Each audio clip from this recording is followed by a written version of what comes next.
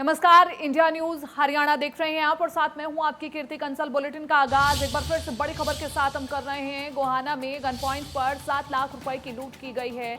ये गोहाना से एक बड़ी खबर हम आपको बता रहे हैं। चिंताजनक स्थिति, क्योंकि बदमाशों का आतंक लगातार बढ़ता जा रहा है। प्रदेश में 3 बदमाशों ने वारदात को अंजाम दिया है। सीसीटीवी में हालांकि पूरी घटना कैद हो गई है और पुलिस हर बार की तरह कह रही है कि जांच की जाएगी। इस पर पुलिस मौके पर पहुंच करके जांच में जुट चुकी है।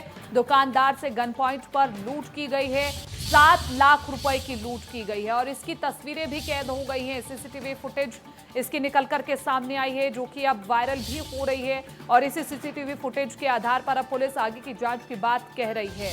तो 3 बदमाश दुकान में एंट्री करते हैं और उसके बाद गन पॉइंट पर 7 लाख रुपए की लूट करते हैं। गन का खौफ दिखा करके लूट करते हैं। दुकान में पहले से 2 व्यक्ति मौजूद थे, 3 और व्यक्ति दाखिल होते हैं और उसके बाद पूरी वारदात को अंजाम देते हैं। 3 बदमाशों ने गन पॉइंट पर 7 लाख रुपए की लूट की है। ये गोहाना से बड़ी खबर हम आपको बता रहे थे और अब ये तस्वीरें हम आपको दिखा रहे हैं, जहां पर आप देखिए जो दुकान में काम करता है नौकर, उसे साइड पर किया गया। उसके बाद गन निकाली गई और गन मालिक पर तान दी गई। उसके बाद दूसरा बदमाश गल्ले के पास जाता है, पैसों से भरा हुआ थैला उठा करके फरार हो जाता है। तो ये एक चिंताजनक स्थिति है, क्योंकि प्रदेश में आए दिन इस तरह की घटनाएं बढ़ती जा रही हैं। सीसीटीवी फुटेज भी सामने आती है, लेकिन पुलिस के हाथ फिर भी खाली होते हैं। पुलिस हर बार की तरह जांच की बात कहती है, लेकिन बड़ा सवाल ये कि आखिरकार बदमाशों में कानून का खौफ क्यों नहीं रह गया है। सीसीटीवी में ये पूरी घटना कैद हो गई है, जो हम आपको दिखा रहे हैं। बलराम मेरे साथ ज्यादा जानकारी के साथ जुड़ चुके हैं। बलराम, क्योंकि तस्वीरों में देख करके ये अंदाजा लगाया जा सकता है कि ये दिन दिहाड़े की घटना है। इस बीच बड़ा सवाल ये कि बदमाशों के बीच में कानून का क्या कोई खौफ नहीं रह गया है? बताना चाहूँगा, ये गोहाना के मुगलपुरा रोड पर एक दूध की एजेंसी का मामला है, जहां पर पिस्तौल के बल पर 3 युवकों ने लूट की गई है। 7 लाख की यहाँ पर लूट बताई जा रही है और जिस तरह से बदमाशों के हौसले बुलंद हो रहे हैं, उससे कहीं ना कहीं पुलिस की नाकामियां साफ नजर आ रही है कि पुलिस नाकाम रही है। हम बात करें इस दुकान और महज पुलिस चौकी की, कुछ ही दूरी पर 200 से 300 मीटर की दूरी पे ही पुलिस चौकी थी, लेकिन उसके बावजूद भी हौसले बुलंद थे बदमाशों के और इस तरह के दिन दिहाड़े ऐसी वारदात को अंजाम दिया गया। जी, अभी तक पुलिस ने क्या कुछ इस पर कार्रवाई की है बलराम? बताना चाहूँगा, जो फुटेज चेक की गई है और आसपास की फुटेज चेक की जा रही है। जो दुकान की फुटेज थी वो सामने आई थी, जिसमें गन पॉइंट पे दुकानदार से 7 लाख रुपए लूटे गए हैं और अन्य सीसी फुटेज की, जिस रोड से आए हैं या फिर गए हैं, इस तरह की फुटेज वहां पर चेक की जा रही है। लेकिन कहीं ना कहीं ये माना जा रहा है ये खाना पूर्ति ही है। देखने को ये है भाई, बदमाशों के हौसले बुलंद और कब तक इन आरोपियों को पकड़ा जा पाएगा। आसपास के लोगों ने क्या ये पूरी घटना देखी? आसपास के जो दुकानदार है वो इस पर क्या कह रहे हैं? क्या उनके भी बयान दर्ज करवाए जा रहे हैं?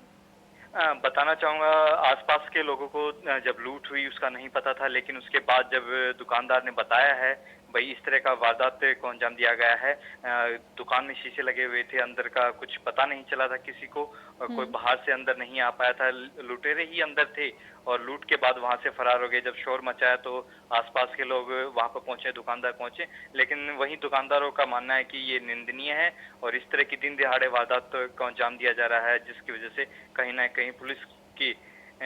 ठीक है बलराम, बहुत बहुत शुक्रिया तमाम इस जानकारी के लिए।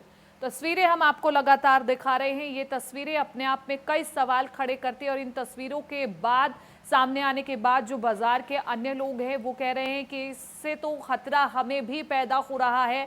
आज इस दुकान की बारी आई है, कल को हमारी दुकान में भी ये बदमाश घुस सकते हैं और इसलिए सख्त से सख्त कार्रवाई की मांग कर रहे हैं और जल्द से जल्द कार्रवाई की मांग कर रहे हैं सभी दुकानदार मिलकर के। ये तस्वीरें हम आपको दिखा रहे हैं, जहां पर 3 बदमाश इस दुकान में एंटर करते हैं और गन पॉइंट के दम पर 7 लाख रुपए की लूट कर लेते हैं। इधर एक और अहम खबर हम आपको बता दें, एसवाईएल पर सीएम मनोहर लाल का बयान सामने आया है। एसवाईएल के मुद्दे पर सीएम मनोहर लाल बोले हैं। उन्होंने कहा है कि हरियाणा को कोई दिक्कत नहीं है, सुप्रीम कोर्ट के हिसाब से हरियाणा को कोई दिक्कत नहीं है, हरियाणा को पानी मिल चुका है, ये मुख्यमंत्री मनोहर लाल ने कहा है। नहर के निर्माण को लेकर ही अब फैसला होना है और उसी पर बातचीत करनी है। सहमति बनी तो ठीक, नहीं तो आखिरी फैसला सुप्रीम कोर्ट का ही होगा। हम आपको बताएं कि सुप्रीम कोर्ट का फैसला पहले हरियाणा के पक्ष में आया था और हरियाणा की ओर से नहर का निर्माण कार्य शुरू भी कर दिया गया था, लेकिन पंजाब अभी अपनी बात पर अड़ा हुआ है और पंजाब ने सुप्रीम कोर्ट का फैसला नहीं माना और एक बार फिर से इस पर हरियाणा ने सुप्रीम कोर्ट में दोबारा से इस मामले को लेकर के गए और अब सुप्रीम कोर्ट ने कहा है कि केंद्र सरकार के साथ मिलकर के मध्यस्थता में दोनों राज्य सरकारें आपस में बातचीत करें। और इसके लिए हम आपको बताएं कि कल वीडियो कॉन्फ्रेंसिंग के जरिए पंजाब के मुख्यमंत्री कैप्टन अमरिंदर सिंह और सीएम मनोहर लाल बातचीत करेंगे, लेकिन इससे पहले एक अहम बयान सामने आया है मुख्यमंत्री मनोहर लाल का कि सुप्रीम कोर्ट के हिसाब से हरियाणा को कोई दिक्कत नहीं है, हरियाणा को पानी मिल चुका है और नहर का निर्माण कार्य पर अभी कार्य होना बाकी है। लेकिन इस बीच मुख्यमंत्री मनोहर लाल ने क्या कुछ कहा है, ये विस्तार से हम आपको सुनवाते हैं। जल संसाधन केंद्र के मंत्री हैं श्री शेखावत जी, उन्होंने दोनों मुख्यमंत्रियों को बुलाया है। कल सायंकाल 3 बजे मीटिंग है, क्योंकि सुप्रीम कोर्ट ने ये निर्णय दिया है कि बहुत जल्दी दोनों मुख्यमंत्री बैठ करके और केंद्र के अधिकारी और मंत्री बैठ करके इसका कोई भी सोल्यूशन हल निकालें। तो जैसे सुप्रीम कोर्ट का निर्देश है उस अनुसार हम अपने जो भी हमारा विषय है उसमें हमें कोई उलझन ज़्यादा नहीं है, क्योंकि हमको तो SYL का पानी मिल चुका है। केवल उस नहर के निर्माण का ये निर्णय होना शेष है। आपसी सहमति से अगर कोई बात बनती है। कल होने वाली बैठक को लेकर के एक और सीएम ने जहां बैठक में सहमति बनने की उम्मीद जताई है, वहीं गृह मंत्री अनिल विज ने भी कहा है कि पंजाब सरकार से सहयोग की हम उम्मीद करते हैं। SYL के निर्माण के लिए हम पूरी तरह से तैयार हैं। हरियाणा तो पूरी तरह से तैयार है। सुप्रीम कोर्ट का फैसला हमारे पक्ष में है। अब तो ये है कि बनानी कैसे है, और उसके ऊपर हम तो यही उम्मीद करते हैं कि पंजाब उसमें सहयोग करे और SYL बने। SYL का मुद्दा हरियाणा और पंजाब के बीच हमेशा तनातनी की वजह बना रहता है और एक तरफ हरियाणा अपना हक मांगता है तो दूसरी तरफ पंजाब अपनी तरफ से कुछ ना कुछ दलील देकर के पानी देने से इनकार कर देता है। आपको अब हम समझाते हैं कि आखिरकार इस विवाद की जड़ क्या है और कैसे ये विवाद अब तक बढ़ता चला आया है। 1966 में पंजाब का बंटवारा कर 1966 से दोनों राज्यों के पानी के बंटवारे को लेकर के विवाद चला है। ये पूरा हम सतलुज यमुना लिंक विवाद आपको बता रहे हैं, SYL विवाद हम पूरा आपको बता रहे हैं। 1976 में केंद्र ने हरियाणा को पानी देने के लिए कहा और हरियाणा को 7.2 में से 3.5 का अनुपात मिलना था पंजाब से पानी लाने के लिए। SYL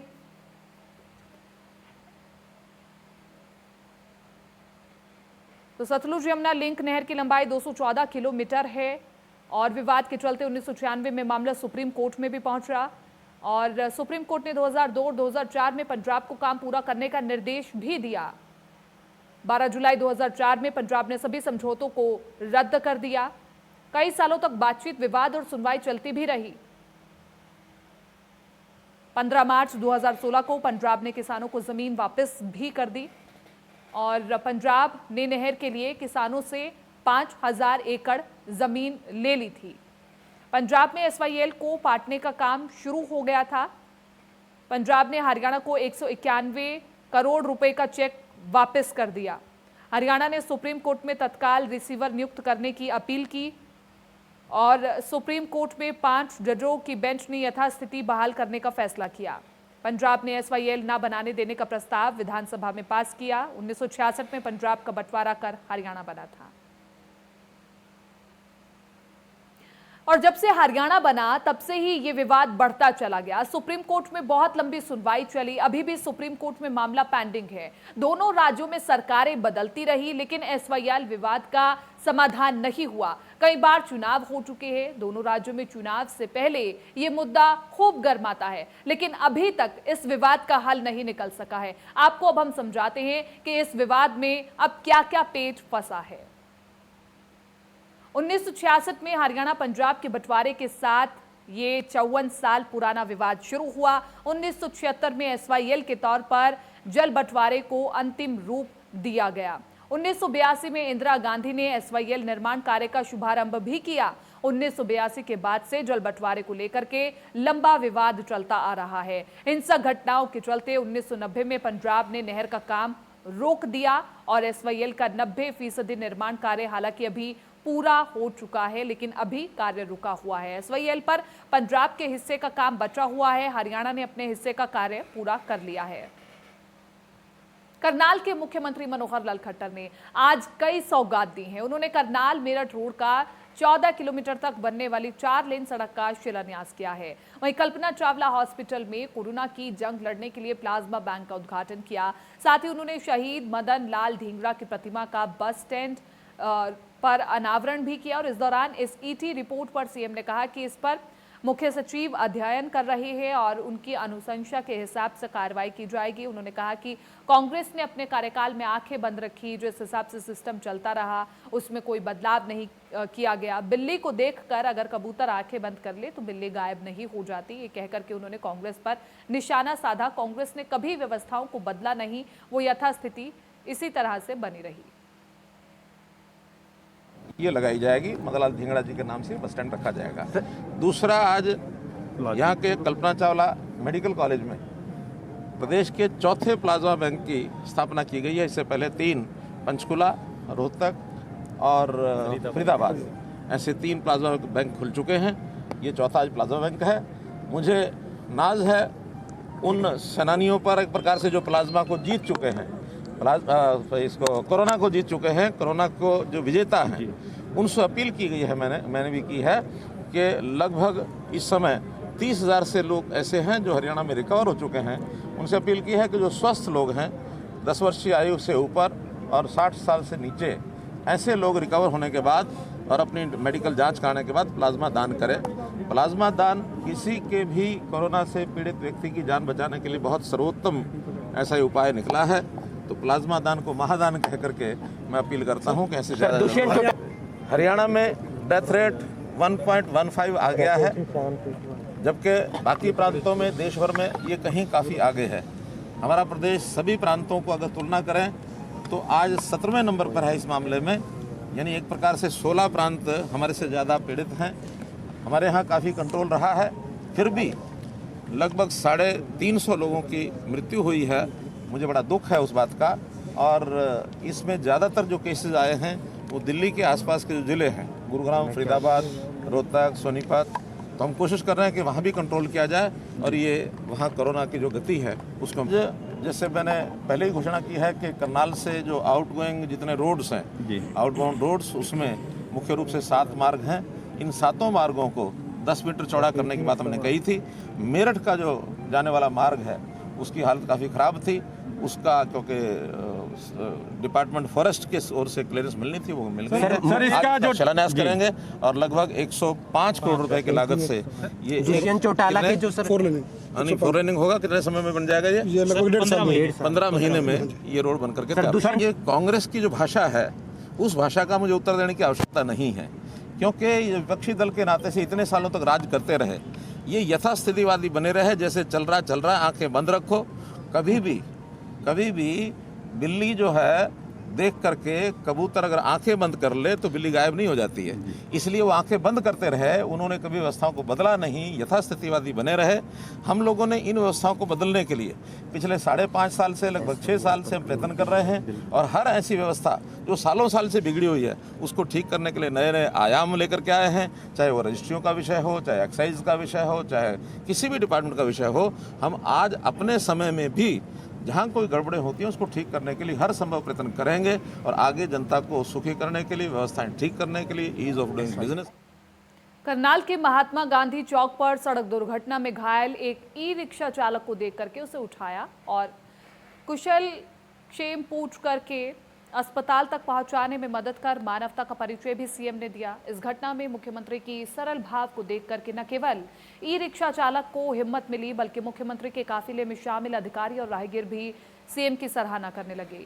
दरअसल जैसे ही मुख्यमंत्री का काफिला महात्मा गांधी चौक के पास से गुजर रहा था, उनकी नजर घायल अवस्था में सड़क पर गिरे ई-रिक्शा चालक पर पड़ी। उसे देखते ही उन्होंने तुरंत ड्राइवर को गाड़ी रोकने के आदेश दिए। गाड़ी रुकी, मुख्यमंत्री ने तुरंत उतर करके घायल ई रिक्शा चालक को उठाया। काफिले में शामिल सांसद संजय भाटिया और भाजपा जिलाध्यक्ष जगमोहन आनंद ने भी घायल को उठाने में साथ दिया। घायल ई रिक्शा चालक का हालचाल पूछने के बाद मुख्यमंत्री ने वहां मौजूद उपायुक्त करनाल निशांत कुमार यादव को निर्देश दिए कि इसका इलाज करवाएं। जिस भी चिकित्सा की जरूरत हो वो उपलब्ध करवाई जाए।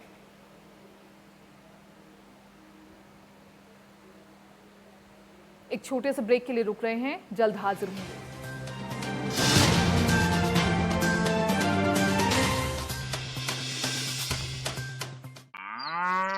हाँ भाई, डॉक्टर साहब भैंस ने कहा चढ़ा दिया था, जर फंस गई। ब्याने से 21 दिन पहले आम फीड डाली होगी। डाली तो थी, फिर तो फंसनी ही थी। आगे से गांठ बांध ली यारा। ब्याने से 21 दिन पहले रोजाना 4 किलो डालो फीड क्लोज अप तारा। साथ में दूध की होगी भरमार और सारी की सारी जर फटाक से बाहर। जल्दी मिले जर से छुटकारा, जब फीड मिले क्लोज अप तारा। सेफ रहिए, सेफ चुनिए। Chinar fabrics presents anti corona fabric in association with health guard Australia, जो कोरोना के खिलाफ 99.94% इफेक्टिव है। So visit your nearest Chinar fabric store. रागणी गाऱ्या से यो नाच नचाऱ्या से, सीरियल ल्याऱ्या से यो फिल्म दिखाऱ्या से, उत्तर भारत की खड़ी बोली का इकलौता चैनल एंडी, अपना कल्चर, अपना चैनल। मुल्तानी कोका कफ सिरप, तुलसी, वसा, यस्ती मधु, पिपली के गुणों से भरपूर, जो खांसी पर करे तुरंत असर, ताकि बदलते मौसम के साथ आप न बदलें। तू कर सकती है, तू ही तो शक्ति है, आदि है, अनंत है, शक्ति है, बलवंत है, तू जगत जीत है। मेरे परिवार की सुख, शांति और शुद्धता के लिए 100% शुद्ध दूध से बना मधुसागर शुद्ध देसी घी। कभी हुआ है आपके साथ ऐसा कि भूख ना हो फिर भी खाने को मन चाहे? होगा, ऐसा भी होगा जब रसोई से नैनो बासमती राइस की खुशबू आप तक पहुंचेगी। नैनो बासमती राइस सिर्फ राइस नहीं, अपना राइस। अपनों से छुपने का मजा 2 गुना हो जाता है जब आपको पता हो वो जब नजर घुमाएंगे सबसे करीब आप ही को पाएंगे, क्योंकि जिंदगी की हर वो ऊंचाई बेकार है जहां से अपने नजर ना आए। सिग्नेचर ग्लोबल आपके इसी अंदाज को सल्यूट करता है। Independent floors for the independent you. देश प्रदेश, खेल और ग्लैमर की हर हलचल, हम रखते हैं सच की तह तक जाने का जज्बा। देंगे आपकी नई सोच को एक नई उड़ान। खबरों का है यही बाजार। आज समाज, पंजाब और हरियाणा का भरोसेमंद अखबार।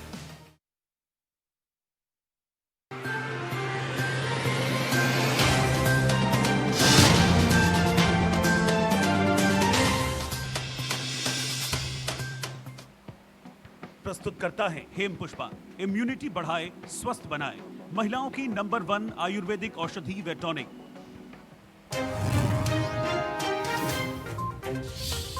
सुप्रीम कोर्ट में सुनवाई से पहले एसवाईएल के मुद्दे पर हरियाणा और पंजाब के मुख्यमंत्रियों की होगी बैठक। कल वीडियो कॉन्फ्रेंसिंग के जरिए होगी दोनों की बातचीत।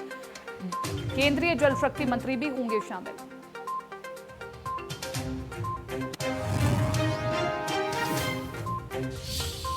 कोरोना काल में करनाल को बड़ी सौगात। मुख्यमंत्री मनोहर लाल ने किया प्लाज्मा बैंक का उद्घाटन। शहीद मदन लाल ढींगरा की प्रतिमा का अनावरण। करनाल मेरठ रोड का किया शिलान्यास।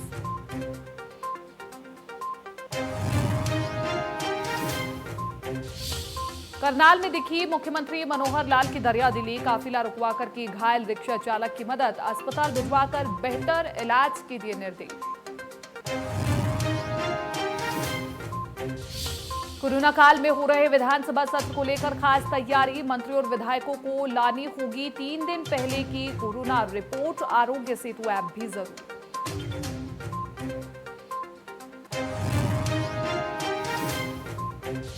पंचकुला में 24 घंटे में कोरोना के 4 मरीजों की हुई मौत। जिले में अब तक 8 मरीजों की जा चुकी है जान। करनाल में भी 16वीं मौत दर्ज।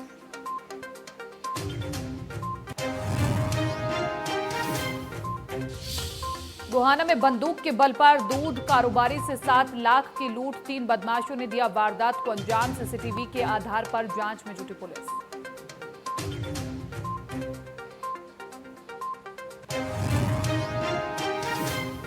और ब्रेक के बाद एक बार फिर से आप सभी का स्वागत है। 26 अगस्त से शुरू हो रहे सत्र को लेकर के किस तरह की तैयारियां की गई है, हमारे सहयोगी विपिन परमार ने विधानसभा स्पीकर ज्ञानचंद गुप्ता से खास बातचीत की है।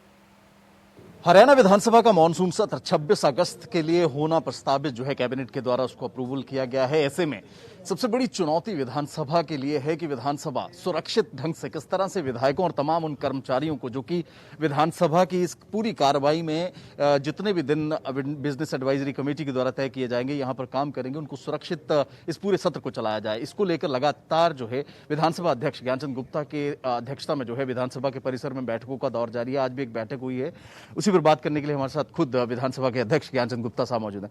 तो साहब, आज की बैठक में क्या कुछ तर्क जो है निकला है, क्योंकि सबसे बड़ी चुनौती आपके लिए ये है कि संख्या, क्योंकि सबसे ज्यादा कोविड का जो भीड़ भाड़ रहती है उसमें रहता है। ऐसे में विधानसभा कितनी तैयार है और क्या कुछ प्रिकॉशनरी कदम जो हैं वो आप लोग उठाने जा रहे हैं? देखिए, जैसा कि पहले ही तय हो चुका है कि विधानसभा सत्र 26 अगस्त से ये जो मानसून सत्र होने जा रहा है, उस मानसून सत्र के अंदर एक ऐसी परिस्थिति के अंदर ये सत्र हो रहा है, ऐसे कोरोना काल के अंदर सत्र हो रहा है जहां कोरोना से सभी प्रिकॉशंस लेने की बड़ी ज़रूरत है। और उसमें सबसे बड़ी जो प्रिकॉशंस है वो है सोशल डिस्टेंसिंग, यानी आपस के अंदर 6 गज की दूरी, उसको मेंटेन करने के लिए हमने भरसक प्रयत्न किए। जो हमारा विधानसभा का हॉल है उसके अंदर हमने सिटिंग अरेंजमेंट इस प्रकार से किया है कि सोशल डिस्टेंसिंग बनी रहे। जो दर्शक दीर्घा है, अब की बार दर्शकों को ये सत्र देखने का मौका नहीं मिलेगा, चाहे वो दर्शक दीर्घा है, चाहे वो स्पीकर गैलरी है। इसके अलावा जो हमारे पत्रकार बंधु हैं, छायाकार बंधु हैं, उनके लिए भी हम सोशल डिस्टेंसिंग कैसे मेंटेन कर सकते हैं, उसके लिए कल एक मीटिंग रखी है, बैठक रखी है, जिसमें हमारे पब्लिक रिलेशंस के अधिकारी बैठ करके इस बात को तय करेंगे कि हम जो मीडिया है उसको कैसे अच्छे ढंग से सारे सदन की कार्यवाही दिखा सकते हैं। कोरोना टेस्ट को लेकर भी कुछ तय? हाँ, देखिए, ये तय किया गया है कि सभी, चाहे वो विधायक हैं, चाहे मंत्री हैं, चाहे आदरणीय मुख्यमंत्री हैं, विधानसभा के अध्यक्ष या हमारे सभी विधानसभा के कर्मचारी, या इसके अलावा जो भी कर्मचारी, चाहे वो पुलिस कर्मचारी है, कोई सीआईडी का है या दूसरे डिपार्टमेंट्स के, जो भी विधानसभा के अंदर एंटर करेंगे वो कोविड-19 का टेस्ट करवा करके, और वो टेस्ट 3 दिन से ज़्यादा पहले का नहीं होना चाहिए, वो करवा करके ही विधानसभा परिसर में एंटर कर पाएंगे। विधानसभा के अंदर सिटिंग प्लान में भी सोशल डिस्टेंसिंग का खास ख्याल रखा जाएगा। विधानसभा के अंदर का एक नजारा हम आपको भी दिखाते हैं। अमूमन आप टीवी पर देखे हैं, जी हाँ, इस समय मैं हरियाणा विधानसभा परिसर के अंदर हूं। ये स्पीकर की वो कुर्सी है जहां से अध्यक्ष विधानसभा जो है इस सदन को चलाते हैं, यहीं से पूरी कार्यवाही को ऑपरेट किया जाता है। कोरोना के इस काल में 26 अगस्त से मानसून सत्र का आगाज होने वाला है। ऐसे में हरियाणा विधानसभा कितनी तैयार है, इसको लेकर लगातार विधानसभा के अंदर विधानसभा अध्यक्ष बैठकों के दौर बढ़ाए हुए हैं। ऐसी परिस्थितियों में तमाम परिवर्तन आप यहाँ पर देख सकते हैं। ये अमूमन स्पीकर्स गैलरी हुआ करती थी जहां पर वीवीआईपी दर्शक आकर जो है वो कार्रवाई देखा करते थे, लेकिन कोरोना के इस काल में अब ये कुर्सियां जो हैं वो विधायकों के लिए तब्दील हो चुकी हैं। आप देख सकते हैं यहाँ पर टेम्परेरी बेंचेस जो हैं और चेयर्स जो हैं वो लगाए गए हैं और उनके ऊपर जो है नंबर्स लगाए गए हैं। ऐसे में ये जो व्यवस्था रहा करती थी, पहले इन चेयर्स पर 2 विधायक बैठा करते थे, अब जो है मात्र 1 विधायक जो है इन पर बैठेगा। ऐसे में आप देख सकते हैं संख्या नंबर 45, 46, ये तमाम जो है ये परिवर्तन जो है वो किए गए हैं। इसी के साथ साथ अगर बात करें, ये जो परिवर्तन है कोरोना के इस काल को देखते हुए हरियाणा विधानसभा की ओर से कई फैसले किए गए हैं, जिसके तहत जो है कोविड-19 की तमाम विधायकों को मंत्रियों को, मुख्यमंत्री को और साथ ही साथ अगर बात करें कर्मचारियों को जो यहाँ पर आएंगे, उनको कोविड-19 की अपनी नेगेटिव रिपोर्ट 3 दिन पहले की लानी होगी। ये दर्शक दीर्घा रहा करती थी। अमूमन स्कूल के बच्चे, कॉलेजेस के बच्चे या फिर हरियाणा प्रदेश के जो लोग हैं वो आकर देखा करते थे सेशन यहाँ से। लेकिन अब यहाँ पर आप देख सकते हैं कि सोशल डिस्टेंसिंग के साथ जो है चेयर्स लगाई गई हैं जहाँ पर विधायकों को बिठाने की व्यवस्था जो है वो की गई है। और इसी तरह से अगर बात करें सेशन में तब्दीलियां जो है वो की गई हैं।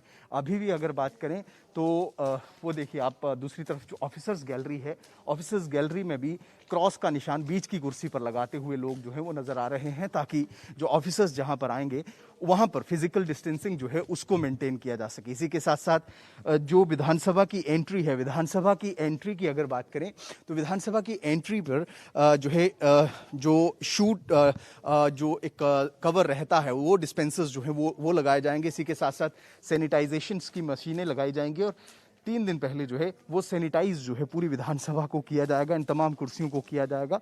ऐसे में सोशल डिस्टेंसिंग के साथ पूरा सत्र जो है उसको चलाने को लेकर विधानसभा जो है पूरी तरह से तैयार है। इसी के साथ साथ कई और फैसले किए गए हैं।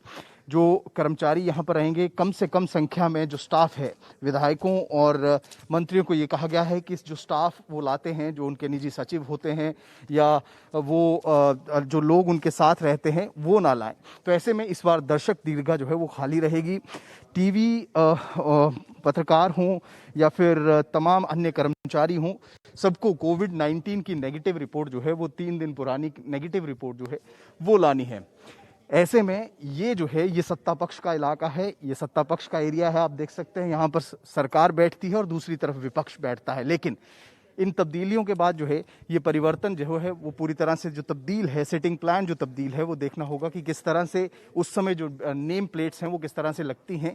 लेकिन ये सरकार जो है अमूमन विधानसभा के जब सत्र होते हैं तो सरकार इस तरफ बैठती है, सरकार जो है इस तरफ और विपक्ष जो है वो उस तरफ बैठा करता था।